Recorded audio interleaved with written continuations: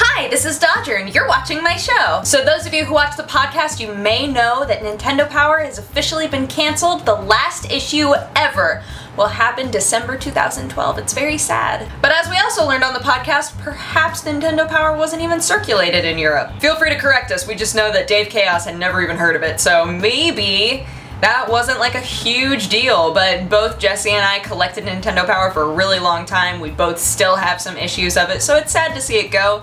And yet at the same time, a little piece of me is like, I didn't even really know that it was still going, actually. I'll be honest, there was a point in middle school where I switched over to Electronic Gaming Monthly, and then I had the internet. Any of you who remember a while back when Peter Molyneux was like, yo, I'm gonna make 22 cans, we're gonna make this game called Curiosity, it's gonna drop on August 22nd, it's gonna be a thing. Now this game promised a lot without actually telling us anything, and even at this point now, August 22nd, we still don't know anything because rather than releasing the game, instead they released a trailer pushing the date. So now it's apparently coming out in September.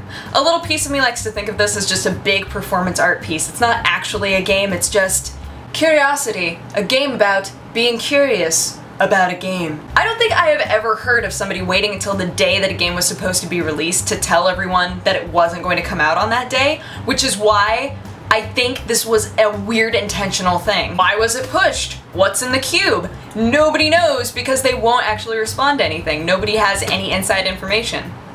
If the last time you were playing Dance Central you thought to yourself, man, this game would be so much better if only it had a plot. While I disagree with you, Harmonix does not, and yes, Dance Central 3 is going to have a plot that is surrounding spies and time travel. So ready? Grab popcorn, grab some coffee. I'm about to tell you a story about what Dance Central 3's plot is going to be. So you unsuspecting amazing dance prodigy, you wind up at a weird club that's super sketch, and you walk in and they're like, yo, do you want to be part of Dance Central Intelligence, a super spy agency, and go through the time stream to save other spies? To which you obviously say yes, and then you go into different time periods and collect different amazing moves. All to stop the evil megalomaniac warlord, Dr. Tan. It's close enough to Dr. Tran that I'm just going to imagine that it's actually Dr. Tran from those little cartoons, and it'll make it so much better in my mind. But anywho, so yeah, that's the thing. Dance Central 3 is going to have a plot and a story mode and all sorts of other nonsense.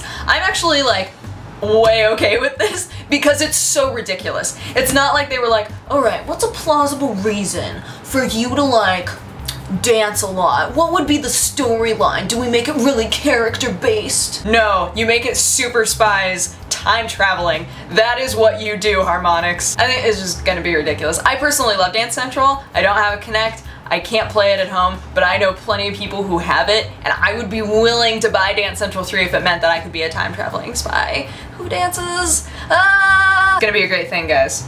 It's gonna be a great thing. It's gonna revolutionize video games. Yep. As I found a bit of news, a lot of people have been very concerned about Windows 8 and Windows Phone 8 not being very good for gaming at all. There's been a lot of discussion about moving over to Linux, about just dropping Windows altogether. Fortunately, all of the beautiful people that make the Unity gaming engine have said that Unity 4 is going to be very, very compatible with Windows 8. And really it would have to be. This is a step that they would have to make because forever, ever since Unity was created, their big thing has been making sure that game developers can effortlessly create regardless of what they're creating for. So when there was a big hullabaloo about Windows 8 and whether or not developers were going to have a hard time creating for Windows 8 and in Windows 8 in general, Unity said, you know what, we're gonna fix this. We're gonna make this a thing. Unity 4. Yeah. We don't know when Unity 4 is coming out, unfortunately, but when it does, it's gonna be fully optimized, fully functional, anatomically correct. The term fully functional will always make me think of Data because of that song. There's just next generation. That's all it is. That's all that phrase is for me. Anywho, that is my show. Thank you so much for watching. If you have a positive or a negative response, feel free to leave it in my comment section. And if you want to have coffee with me, you can click wherever I put the annotation and it'll take you to my other channel. Oh, you should also check out my roomie, Husky, just posted a new Nerd Alert song that is super cute. It's very adorable, so you should go to youtube.com/HuskyStarcraft and watch that because it's great. And otherwise, I hope that you guys had an amazing day, and I will talk to you again on Friday. Okay, bye-bye. Mwah. If only it had a plot.